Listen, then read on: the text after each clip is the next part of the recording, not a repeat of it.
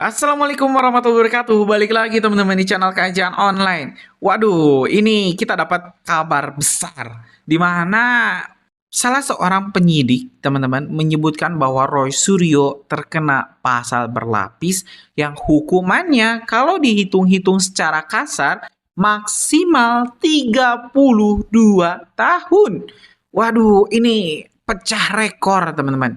Dulu pernah ya kita dapat informasi bahwa Rusiro bakal dihukum 6 tahun. Terus ada lagi pengumuman dari Polda Metro Jaya pasalnya di ini ya, pasal berlapis dihitung-hitung 12 tahun. Kemarin baru saja kita dapat lagi informasi dari Polda soal pasal baru yang dikenakan kepada Roy Suryo. Totalnya teman-teman 30 tahun. Hari ini informasi setelah gelar perkara khusus ijazah rampung, Roy Suryo total hukumannya 32 tahun.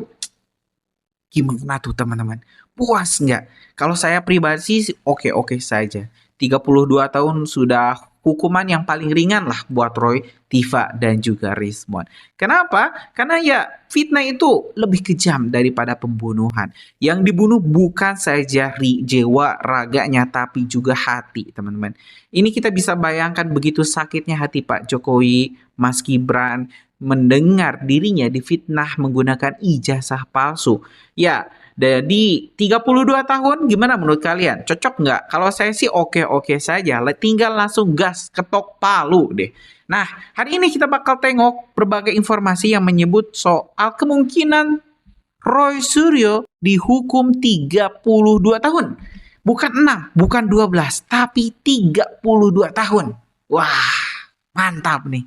Oke deh, tanpa panjang lebar, langsung saja saya tampilkan informasi selengkapnya. RRT itu ditersangkakan dengan 6 pasal.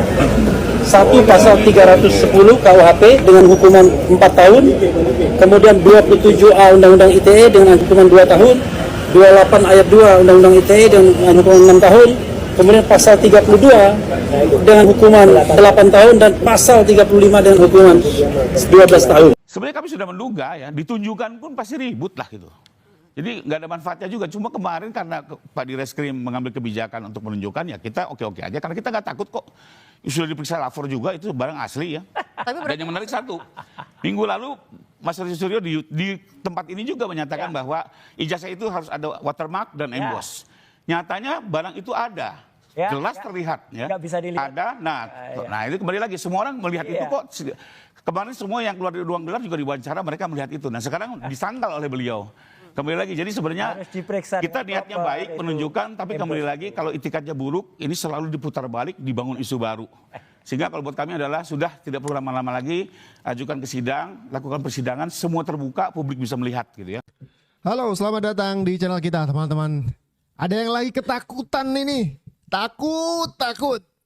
Roy Suryo dan gerombolannya tidak bisa lagi menutupi ketakutan mereka. Penjara di depan mata. Tahu lagi sekarat, mereka cari-cari cara mengulur waktu.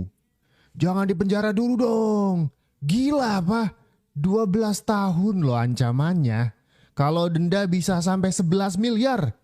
Duit dari Bohir aja cuman 16 miliar, itu aja dibagi-bagi.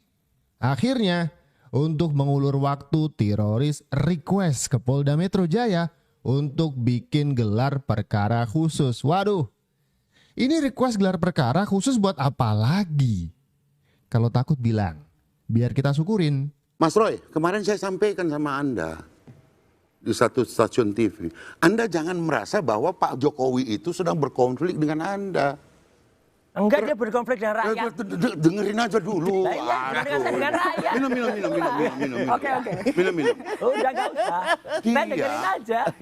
Kan kita mau bicara ini tentang Dengan rakyat, tadi ada operasi politik gitu ya. Saya mau jelasin. Kemarin sudah saya jelasin, Anda manggut-manggut seperti mengerti. Hari ini kita ulang lagi. Cuman Biar didengar menyenangkan oleh aja mahasiswa dan mahasiswa menjadi cerdas semua. Seperti apa permainan politik itu yang Politisasi. tergambar. Anda sedang berpikir bahwa Pak Jokowi itu sedang berseteru dengan Anda. Enggak, dengan rakyat ya. Anda itu hanya remah-remah kecil dari satu operasi besar yang sedang Pinjam dijalankan. kata-kata teman saya, Anda harus remah-remah. paham ini. Enggak. Ibarat satu orkestra, ada gitar, ada gendang, ada sebagainya. Anda cuma senar tali satu. Enggak apa-apa, senar bisa goyang Nah, yang besar enggak apa-apa. Inilah Ya kemudian. mengakui kan berarti. Yang apanya? Mending Bukan, jadi nanti gajah. dulu, Mending dengerin semut dulu kecil dong. bisa membunuh gajah. Gajah nggak punya ijazah. Ya, tapi Anda terjebak dalam permainan para orang-orang Gajah. yang sedang menggunakan Anda tanpa Anda sadari dan Anda merasa besar bangga saya berhadapan dengan orang Enggak, besar. saya kecil kok. Saya kecil, Ya kan? nggak pernah merasa besar. Iya memang kecil. Loh, Kalau memang gede kecil, Anda kecil gimana? ngakuin Nggak kecil. muat nanti kursinya situ. Kecil ngakuin kecil daripada Tenang kecil dulu ngakuin dong, besar. tenang dulu. Oke, enggak apa. Lo kan nyebut nama saya. Kegugupan Anda ini menandakan bahwa Anda sedang menyadari bahwa hari ini Anda dimanfaatkan oleh politik. Waduh, enggak. Benar, Enggak. udahlah kemarin Anda juga Udah, sudah. nggak masuk politik ngapain? Ini Jadi bawa politik. kan nih. begini, Anda tadi Picik mengatakan banget apa pikirannya. benar? Ya seperti itu. Picik banget, Ada kubu tadi yang disetir oleh Kakanda Ginting, ya sebagai seorang akademis tentang ngomong dong langsung. Iya. betul Politik itu. nggak begitu kayaknya, Bang. Wah, Kenapa? politik kotor itu. Selalu saja politik itu dapat dirasakan, tapi tidak dapat dia dipegang. Aduh, Kita pengecut. bisa, oh ini perasaan. Oke. Jadi ini bukan dagang mangga, Om. Iya. Anda berpikirnya bahwa hari ini Anda sedang berdagang mangga, Jangan bisa politik dipegang-pegang, munafik. dipilih. Saya 15 tahun udah di politik udah ngerti. Sudahlah. Nah, Politik apalagi munafik. Anda orang politik pernah jadi Dulu. menteri. Iya. Betul ya? Di partai mana? Makanya saya Di udah- partai mana itu dulu? Loh, saya partainya Loh, ya saya mau nanya.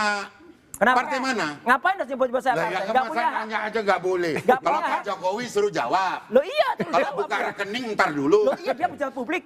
Inilah Dia pejabat maksud publik. saya yang mau Kalau saya bukan sampaikan pejabat begini, ini Mas. nggak ngerti undang-undang nih. Bukan. Aduh, Yang kasihan mau saya politiknya. sampaikan Jangan begini. pilih partainya deh. Yang Kalau orang mau ngerti saya undang-undang ini, sampaikan konyol ini. hari ini. Konyol banget. Udah panik. Oke. Konyol banget. Jadi hari ini yang ingin saya sampaikan. Partai gajah nggak punya Atas ijazah ya kayak gitu. isu rekening itu, ini saatnya karena sudah diketahui, Oke. Anda boleh kemudian menggedor kembali Oke. wadah. Oke, Iya. baik. Jangan Saya lupa ke- kita Jumlah daftar pertanyaan untuk tersangka RH ada 157 pertanyaan, tersangka RS 134 pertanyaan, dan tersangka TT ada 86 pertanyaan. Sudah rekan-rekan? Oke, kita mulai ya. Assalamualaikum warahmatullahi wabarakatuh. Selamat malam, salam sejahtera bagi kita semua. Shalom, Om Swastiastu, nama budaya, salam kebajikan, salam presisi. Malam hari ini kami akan menyampaikan update hasil pemeriksaan 3 orang tersangka dengan inisial RH, RS, dan Ibu TT. Yang pertama, kami mengucapkan terima kasih karena sudah hadir memenuhi panggilan penyidik sebagai tersangka. Pemeriksaan terhadap 3 orang tersangka dilaksanakan lebih kurang 9 jam 20 menit. Berawal dari pukul 10.30 sampai dengan 12.00. 12.00 sampai dengan 13.30, lebih kurang 1 jam setengah diberikan kesempatan istirahat untuk melaksanakan ibadah dan makan siang. Dilanjutkan 13.30 sampai dengan 15.30. Ini pemeriksaan lanjutan. Dilanjutkan kembali istirahat lebih kurang 1 jam dan berakhir di 18.30. Jumlah daftar pertanyaan untuk tersangka RH ada 157 pertanyaan, tersangka RS 134 pertanyaan, dan tersangka TT ada 86 pertanyaan. Penyidik melaksanakan pemeriksaan dengan prinsip legalitas, prosedural, proporsional, profesional, transparan, akuntabel, efektif, dan efisien. Demikian yang bisa kami sampaikan kepada rekan-rekan. Kami buka untuk bertanya. Depan dulu. Ya, silakan. Namanya siapa? Ya. Pak, tadi kan ini kan pemeriksaan perdana terkait dengan itu kan sudah tersangka ya Pak. Nah, terkait dengan ya. Maaf saya ulangi ya Pak ya, saya Ferdiska Nanda dari Kompas TV. Pak, ini kan merupakan pemeriksaan perdana Roy Suryo dan juga kawan-kawan. Nah, sebetulnya kan juga sudah ditetapkan sebagai tersangka. Nah, barangkali pertimbangan dari penyidik itu untuk menahan atau tidak tersangka itu seperti apa? Yang kedua, dalam konteks kasus Roy Suryo ini juga kan kemarin ada Ade Darmawan ya Pak yang kemudian memohon untuk Roy Suryo ini segera ditahan. Nah, mungkin barangkali dari Polda Metro Jaya seperti apa tanggapannya Pak? Terima kasih. Oke. Pak Dir. Baik, terima kasih rekan-rekan sekalian. Sebagaimana kita ketahui, pemeriksaan terhadap 3 orang tersangka hari ini alhamdulillah sudah bisa berjalan dengan lancar. Saya tadi sudah memastikan proses pemeriksaan dari awal terhadap para tersangka berjalan sebagaimana yang diatur di dalam KUHAP maupun peraturan Kapolri. Penyidik menjunjung tinggi asas-asas sebagaimana undang-undang yang mengatur kami di dalam proses pemeriksaan terhadap tersangka. Hak-hak bagi beliau-beliau untuk mendapatkan istirahat, kemudian makan siang, ibadah, dan lain-lain kami berikan selama proses pemeriksaan tersebut. Dan saat ini pemeriksaan sudah selesai dilakukan untuk sementara waktu. Para tersangka sudah memberikan keterangannya. Setelah ini kepada ketiga tersangka kami perbolehkan untuk kembali ke rumahnya masing-masing. Kenapa demikian? Karena ketiga tersangka mengajukan ahli dan saksi yang meringankan. Tentunya dalam hal ini kami sebagai penyidik harus menjaga keseimbangan keterangan dan informasi sehingga proses penegakan hukum ini adil dan berimbang. Kami akan melakukan konfirmasi dan pemeriksaan terhadap saksi yang diajukan, saksi yang meringankan, begitupun juga terhadap ahli yang meringankan atas permintaan atau permohonan para tersangka. Saya kira itu ya, jelasnya Mbak. Ada lagi, kiri.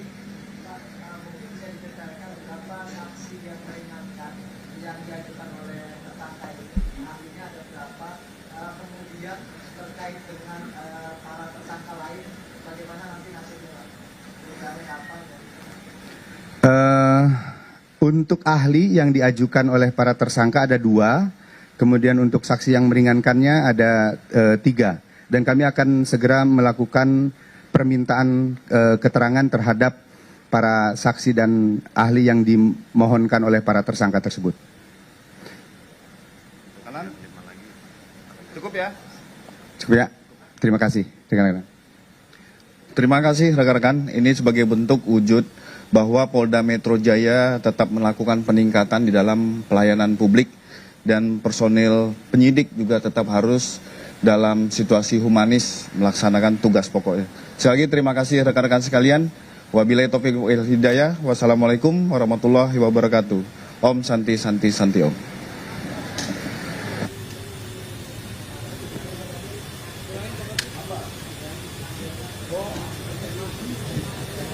Ya pemirsa, itu tadi merupakan pernyataan dari Polda Metro Jaya terkait dengan perkembangan kasus Roy Suryo CS, di mana Roy Suryo CS, yaitu Roy Suryo, Rismon Syanipar, dan Tifal Ziatiasuma yang hari ini menjalani pemeriksaan sebagai tersangka tidak ditahan dan diperbolehkan kembali ke rumah masing-masing setelah menjalani pemeriksaan selama 9 jam 20 menit. Tadi apabila kita simak pernyataan dari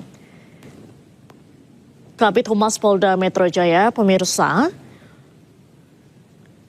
ada ratusan pertanyaan yang disampaikan kepada ketiga tersangka.